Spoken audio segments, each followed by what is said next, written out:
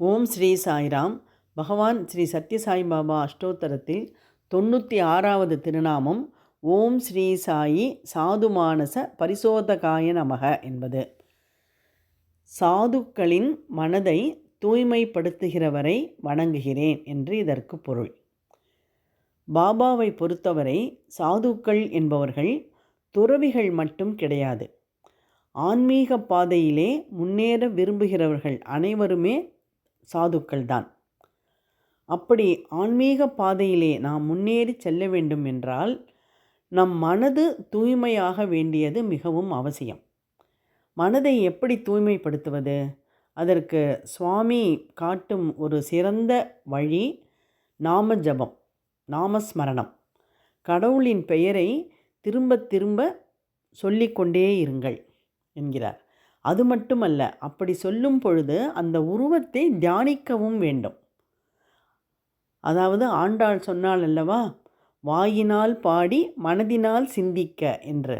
அதே போல் நாம் வாயினால் கடவுளின் நாமத்தை ஜபித்து மனதினால் சிந்திக்க வேண்டும். அப்படி செய்யும் பொழுது நம் மனதிலே தீய எண்ணங்கள் எதுவும் எழாது. தீய எண்ணங்கள் எழாமல் இருந்தாலே அந்த இடம் சுத்தமாகத்தானே இருக்கும். அழுக்கு வராது என்றால் சுத்தமாக இருக்கிறது என்று தானே அர்த்தம். அழுக்காக இல்லை என்பதும் சுத்தமாக இருக்கிறது என்பதும் ஒரே பொருள்தானே. ஆக நம் மனதிலே தீய எண்ணங்கள் எழாமல் இருப்பதே அதை தூய்மைப்படுத்துவது தான்.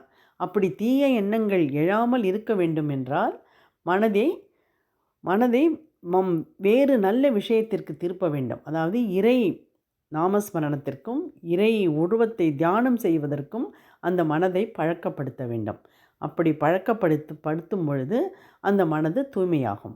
சுவாமி நமக்கு அதைத்தான் செய்கிறார். நம்மை அப்படி நாமஸ்மரணத்திற்கும் தியானத்திற்கும் நம்மை பழக்கப்படுத்தி சாதுக்களின் யாரெல்லாம் ஆன்மீக வழியில் முன்னேறி செல்ல விரும்புகிறார்களோ அவர்களுடைய மனதையெல்லாம் அவர்களை நாமஸ்மரணம் செய்ய வைத்து தியானம் செய்ய வைத்து அவர்கள் மனதை தூய்மையாக்குகிறார்.